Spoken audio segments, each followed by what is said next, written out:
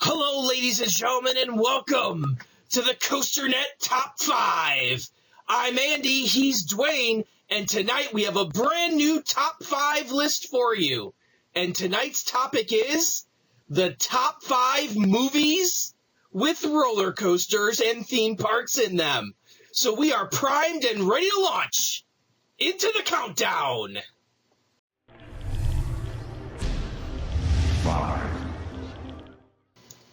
Roller Coaster, released in 1977, starring George Segal, Timothy Bottoms, and Richard Widmark.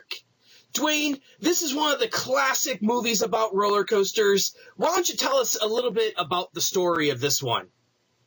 Well, like you said, it came out in 1977, and I remember sitting down with my parents to watch this on a family movie night. I think I was like 11 years old, maybe 10 years old. I don't even know. I was quite young, and so I vaguely remember, but I know that the young man, there was the character known as the young man. He was never really given a name, and he first snuck into Ocean View Amusement Park, and he set a radio control bomb on the wooden coaster, the rocket, and it blew up, and the train derailed, and it killed a lot of people.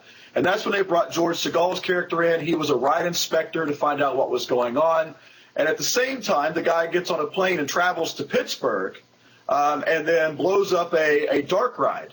And more people die at that. And then eventually he flies to Chicago, where all of these area parks where their executives were, and that's where they were kind of meeting, and that's where he gives the ransom note. He wanted $1 million, or he was going to continue to blow up theme parks. I know the next place he went to was King's Dominion in Virginia.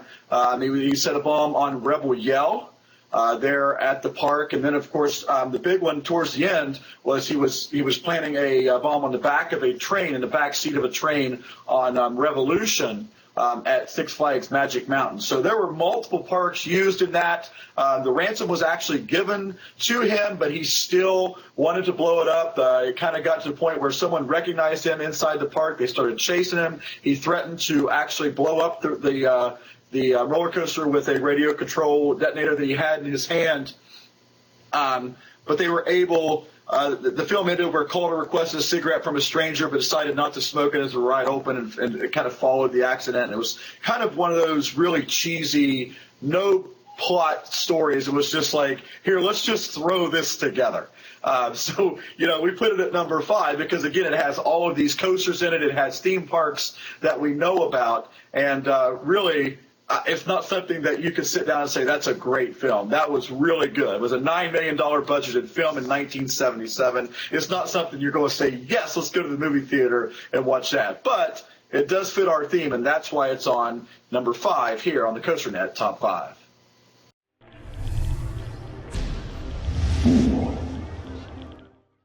Despicable Me.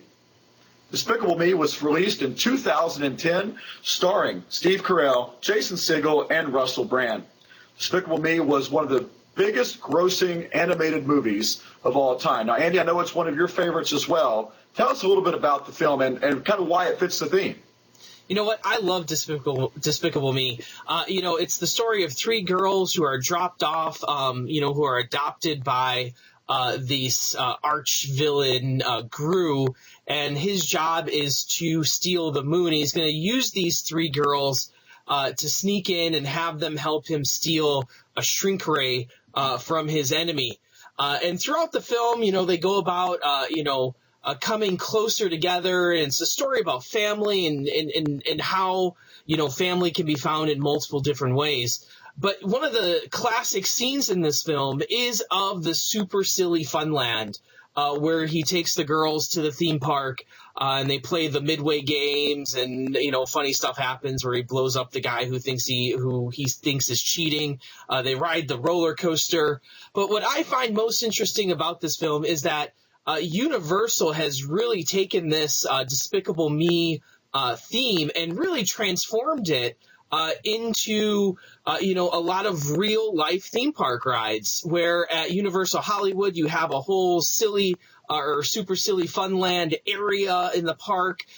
Both Universal Hollywood and Orlando both has the Minion Mayhem ride, which is actually really cool and integrates a lot of the different scenes, especially from the amusement park, into that. So you have a lot of theme park connections here. And I'll tell you what, Dwayne, you almost can't go into a theme park anymore and not be able to see the giant white unicorn where when the girl wins it, she's like, it's so fluffy. And you can still go and win those in every single park that you go to nowadays. So definitely Despicable Me, I think, is a great example of theme parks in film, and also a good example of how a film can inspire theme parks to build some pretty cool new attractions. And that's why it's here at number 4 on our COASTER-net Top 5.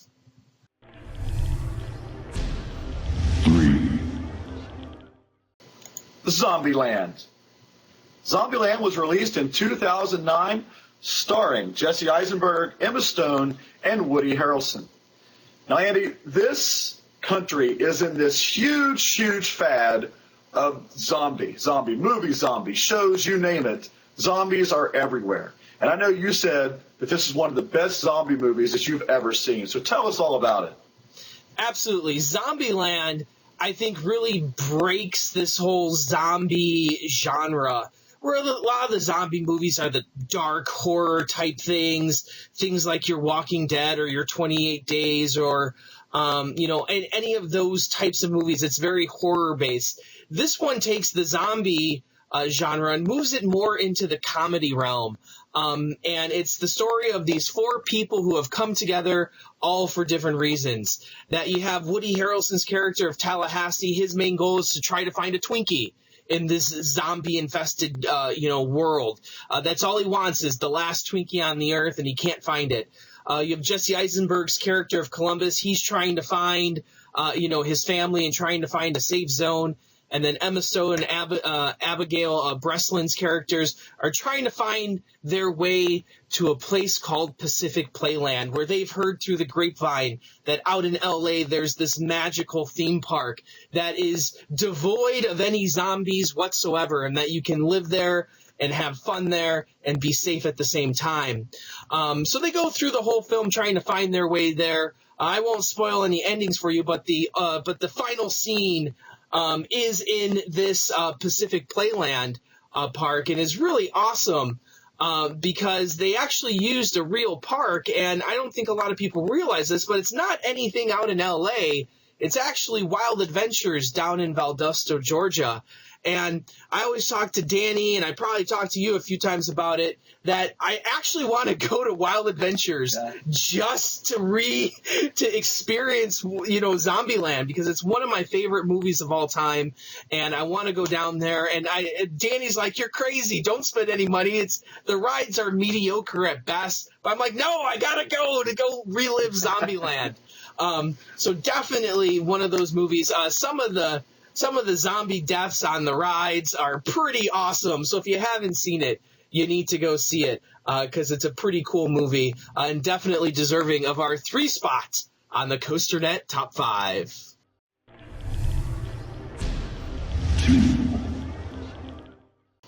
Jurassic Park. Jurassic Park was filmed in 1993, and of course we've had all kinds of Jurassic Parks over the years after the original.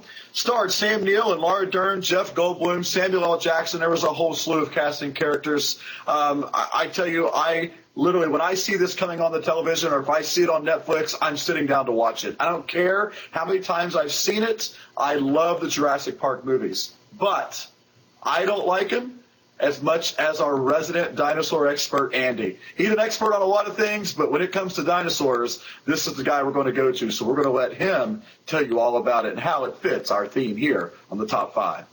I can't tell you the number of times I've seen Jurassic Park. And every single time I see it, I have to hold on to my butt for the excitement that's about to come. And I'll tell you what, that you're probably sitting there like thinking, why is Jurassic Park? They didn't use a real theme park. But I'll tell you what, if this isn't the perfect representation of what a theme park in a fictional universe is, I don't know what it, what another great example is. That this is your Disney World of theme parks. This is your, your Far Resort, where they have different rides. They have the Jeep Explorer ride that goes into, the different dinosaur areas. You have the river raft ride. And then subsequent versions of these films, especially the most recent version of Jurassic World, has taken that a step further, where Jurassic Park was kind of like the prototype, never really had guests there. But Jurassic World really takes it to that next level of SeaWorld-like integration of rides and animal attractions. That you have the Mosasaurus, pond, or I should say lake, that is very reminiscent of what you would see with the killer whales at SeaWorld. You have the different rides like the gyrosphere that takes people through the different areas with the dinosaurs. You have other more traditional theme park attractions in that one as well. But, when you get down to it, Jurassic Park and Jurassic World is all about theme parks. That's what the whole movie's based upon. It's about the amusement park experience and what could possibly go wrong when you maybe push those boundaries a little too far. I'll tell you what, if there was a Jurassic Park or Jurassic World, even though I've seen 4 films now where it never turns out well for the people who go, I would still book my ticket immediately to Jurassic Park or Jurassic World. Absolutely. To see those types of attractions and just the level of intricate detail, especially that we saw in Jurassic World and how well they built that park. Some of you may know this, that they actually filmed a large part of Jurassic World at Six Flags New Orleans. Now, a lot of people think, well, they filmed it inside the park. Actually, no, they kind of use a lot of the parking lot because there's this huge open area of land and they could use that to build the sets however they wanted to. So, it does have that real world theme park connection with Jurassic World and Six Flags New Orleans, but definitely a perfect example of how people get excited about theme parks, how theme parks make money, and sometimes how theme parks are actually operated and maybe not operated up to speed. So definitely deserving of our number 2 spot on the COASTER-net Top 5. 1. Vacation. Vacation was released in the best year ever. That's right, the year that this guy was born, 1983. And it is one of the funniest comedies to ever be put on screen. Starring Chevy Chase and Beverly D'Angelo. Everybody likes the National Lampoon's movie, but this was the original. Great. Of course, they were looking for the Wally World theme park. And Andy, I know it's one of your favorites, so tell us all about it. This, if this isn't that classic experience that I know as a kid growing up, I had this experience every single summer, jumping in a car with your family, going out on the road and hitting different landmarks all across America. We did it every single summer. Every single summer we'd start at Cedar Point and then use that as a jumping off point to go to Washington, D.C., to go to Virginia, to go to Maine, to go to Canada. We did a whole bunch of stuff like this. And let me tell you that this movie really captures that experience perfectly.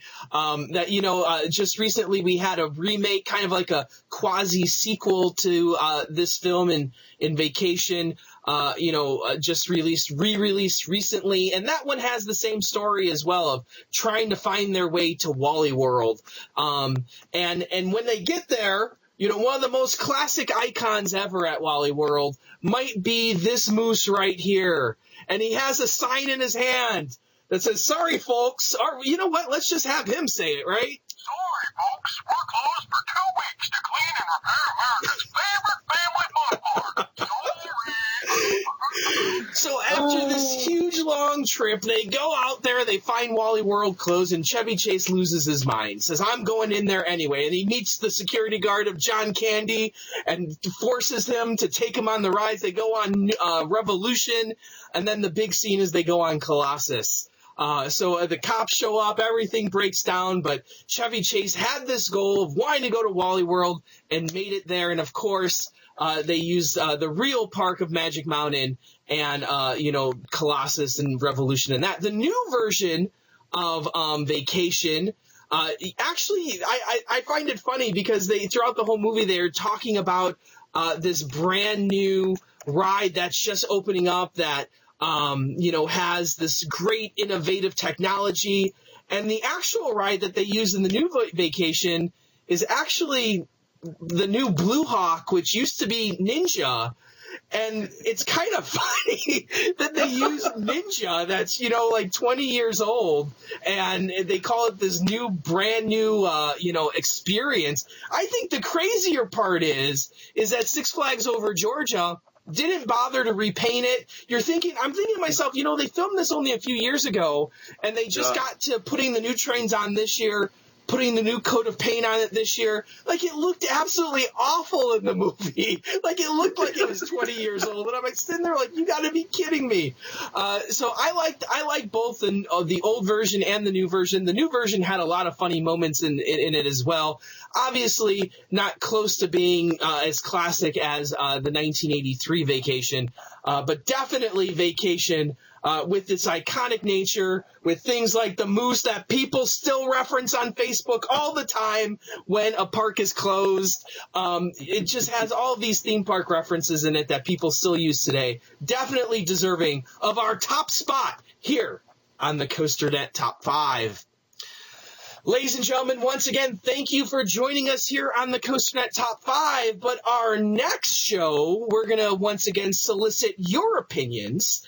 And this time, it's going to be the top 5 roller coasters in the state of Ohio. Oh, man, we're going to start the debate up on who has the best coasters in Ohio. So tabulate your list, come up with your number 1 coaster in Ohio, and please participate in our poll that you can find down in the comment and description section down there. Participate, and we'll bring to you what that top 5 list looks like of top 5 coasters in Ohio. So as always, I'm of course Andrew Barczyk from Chicago, Illinois. And I'm Dwayne Sponseller from Parkersburg, West Virginia. As always, may the Q lines be ever in your favor. Right on, Ride Warriors.